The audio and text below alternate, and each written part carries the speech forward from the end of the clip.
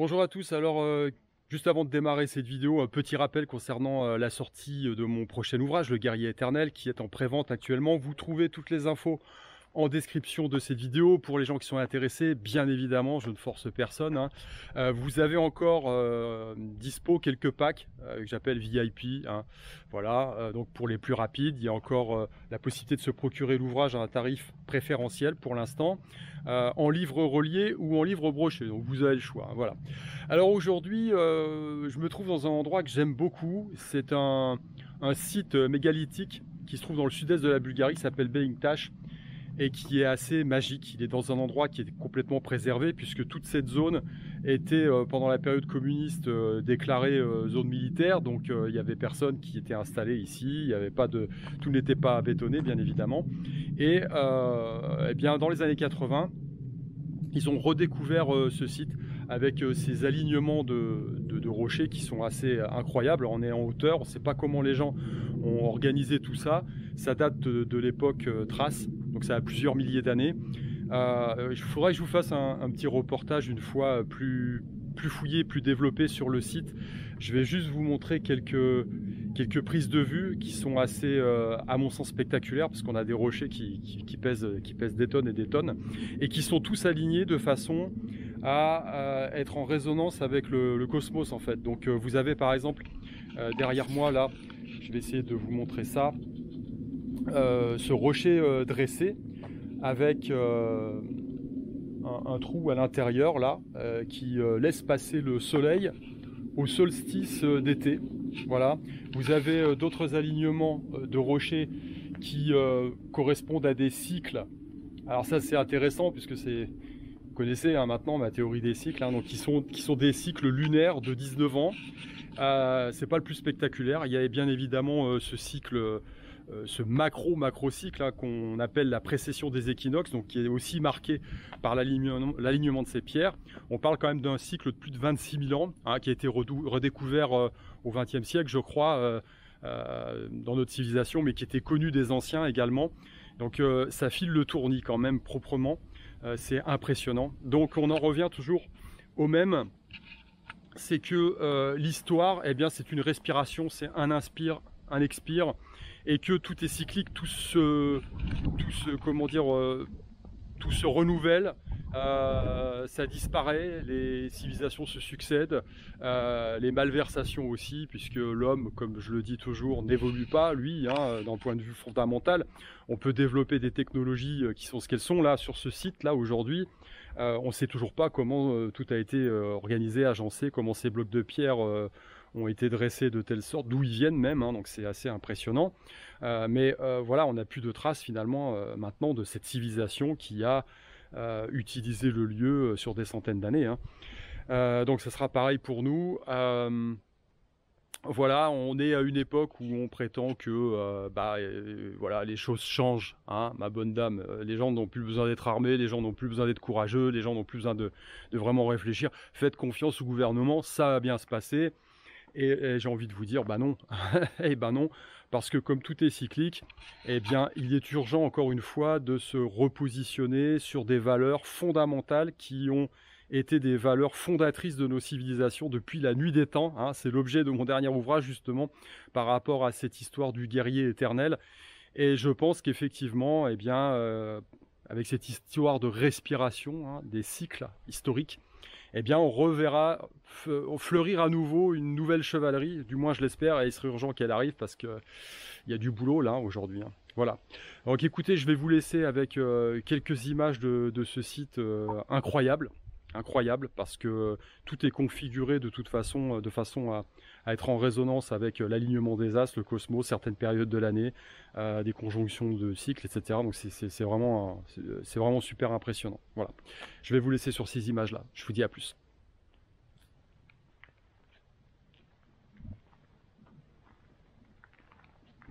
Donc là, sur cette énorme pierre dressée qui fait plusieurs tonnes, on a effectivement cette ouverture en forme d'œil. Je rappelle que tout ça a plusieurs milliers d'années, bien évidemment, hein, et que tout a été installé. Et ici, il y a une période spécifique de l'année. Au solstice d'été, eh bien, le soleil apparaît. Voilà, juste ici.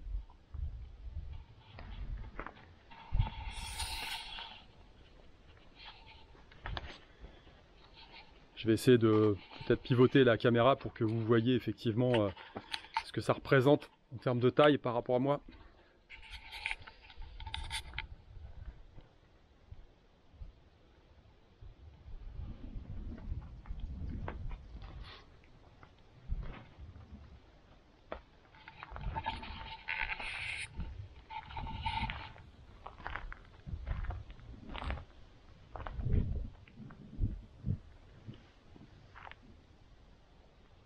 Alors ici on a un mégalithe, qui est un monument mégalithique, hein, qui est appelé la cave sacrée, qui, d'après ce que je sais,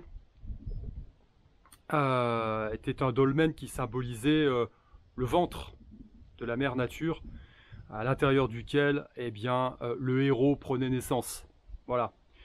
Donc le héros prêtre, hein, également. Donc pour ceux qui liront le guerrier éternel, eh bien, vous verrez hein, ce genre de référence également. On a toujours les mêmes choses, les mêmes concepts hein, qui reviennent à travers l'histoire et à travers les cultures. Donc c'est assez, voilà, c'est assez impressionnant.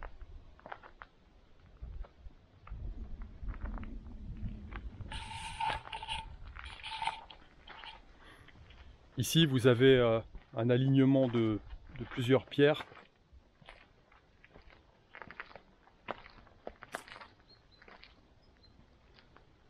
Il y en a 16 a priori, et qui sont utilisés pour compter le temps. Voilà, dans le calendrier Thrace, a priori, le calendrier Thrace comptait 16 mois. Et chacun de ces mois comptait 22 à 24 jours, a priori. Voilà. Donc il y a une histoire d'alignement des pierres avec l'ombre qu'elles projettent. Pour se repérer dans le temps à travers les mois, les jours et les heures.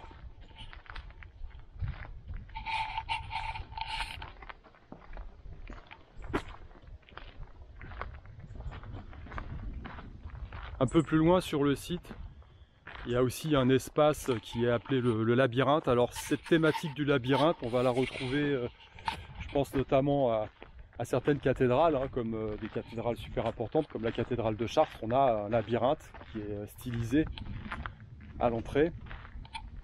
Mais on retrouve effectivement cette idée du labyrinthe également ici, hein, sur un site mégalithique, comme celui-ci là, de l'époque Thrace. Hein. Donc on avait tout un système de corridors. Et puis la personne qui était en pleine initiation eh bien, devait parcourir à travers ces pierres un certain chemin qui symbolisait son initiation spirituelle.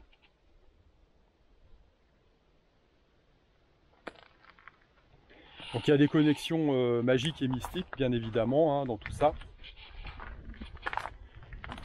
Rien n'est anodin, hein, nos anciens n'étaient pas débiles, hein, comme je l'ai expliqué par rapport à cette histoire de cycle. Il y a des informations qui ont été redécouvertes au XXe siècle, au tournant du XXe siècle, et qui étaient connues eh bien, des anciennes civilisations, des anciens Grecs notamment. Alors là, c'est intéressant parce que on a une énorme pierre avec une crevasse au milieu. Et c'était en fait, a priori, un télescope qui permettait de pointer en direction nord-sud. Et ça permettait aux anciens d'explorer des étoiles. Voilà, la constellation de la Lyre et Vega a priori. Alors il y a bien évidemment une référence également au royaume des morts, Hadès, hein, et puis au mythe d'Orphée. Au mythe d'Orphée, Orphée qui était une légende qui a pris naissance en Thrace ancienne, hein, donc on retrouve dans le mythe d'Orphée effectivement la descente aux enfers, le héros qui affronte la mort et qui en triomphe et qui revient.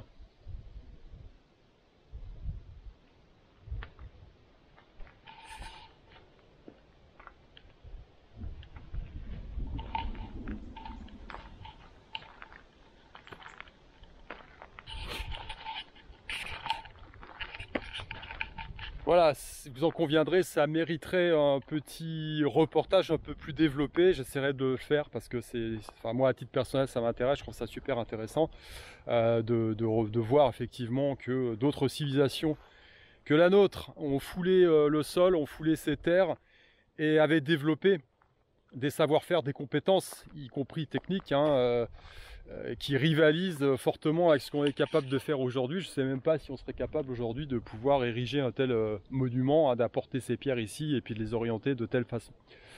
Voilà, voilà. Écoutez, sur ce, eh bien écoute, je vous laisse, hein, je continue ma balade, je vous dis à plus.